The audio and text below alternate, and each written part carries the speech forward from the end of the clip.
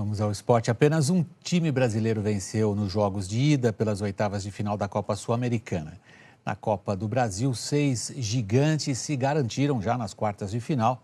São os nossos destaques na noite de futebol, agora no placar da rodada conosco, Abel Neto. Muito boa noite, Abel. Boa noite, William. Boa noite a todos. Vamos começar então com a Copa Sul-Americana, jogos de ida das oitavas de final. Vamos viajar até Santiago, no Chile, onde jogaram Palestino e Flamengo. E o rubro-negro, que faz ótima campanha, o vice-líder do Campeonato Brasileiro, começou bem também aí nas oitavas de final da Copa Sul-Americana com esse gol do Emerson Sheik. Olha aí, ó, o Guerreiro participou da jogada e o Sheik.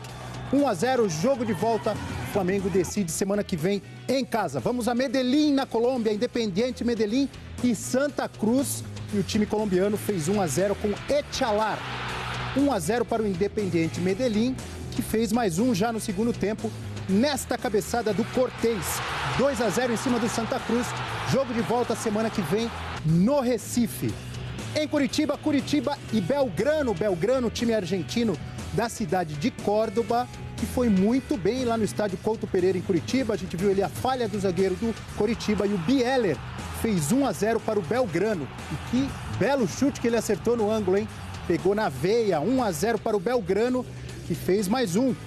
Olha só, cabeçada do Lujan ampliou para o Belgrano, 2-0, e o Curitiba ainda descontou. O Casim sofre pênalti nesta jogada e o Leandro foi para a cobrança e conseguiu diminuir, mas o Curitiba vai ter o jogo de volta semana que vem na Argentina. Apenas 1-0 na Copa Sul-Americana, Independente da Argentina e Chapecoense, jogo de volta semana que vem em Chapecó. Vamos falar agora de Copa do Brasil, 6 partidas, 6 times classificados. Começamos com Botafogo da Paraíba e Palmeiras, lá em João Pessoa. O Palmeiras, líder do Brasileirão, tinha vencido o primeiro jogo em São Paulo por 3-0 e hoje foi derrotado pelo Botafogo com esse chute do Carlinhos. Gol do Carlinhos, a bola desviou no Marcinho.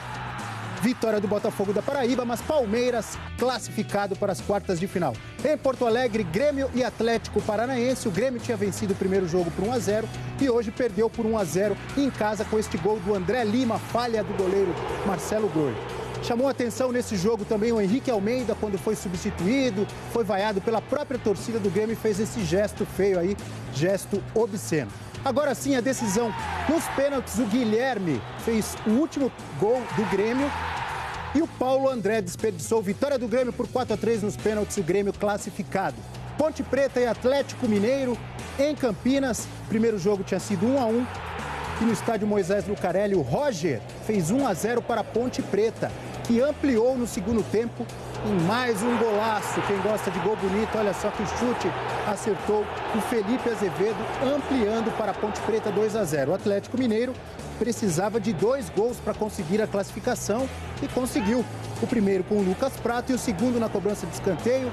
Robinho pegou o rebote do goleiro Aranha, 2-2. Galo Mineiro classificado. Outro time mineiro que também se classificou, o Cruzeiro. Cruzeiro e Botafogo no Mineirão. O Cruzeiro tinha vencido o jogo de ida por 5-2 e venceu também no Mineirão. Cabeçada do Bruno Rodrigo. Cruzeiro 1-0, venceu as 2 partidas e está nas quartas de final da Copa do Brasil.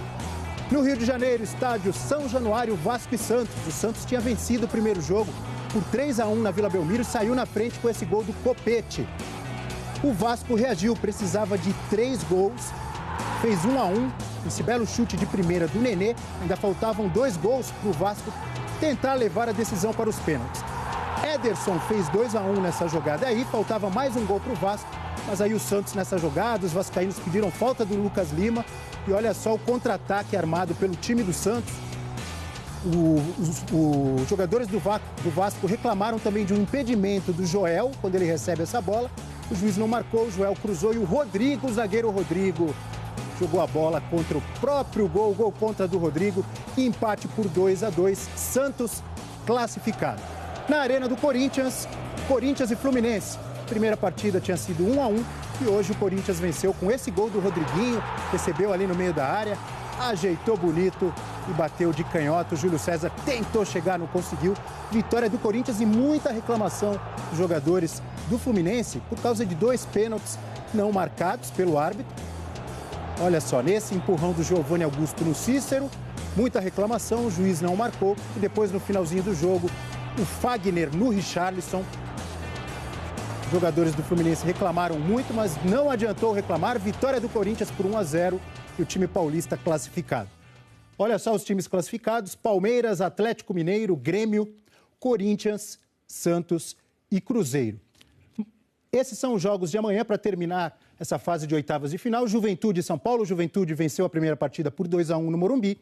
Fortaleza e Internacional. O Inter teve vantagem, venceu a primeira partida por 3-0. Volto com você, William Vac. Boa noite. Muito obrigado, Abel. Boa noite a você.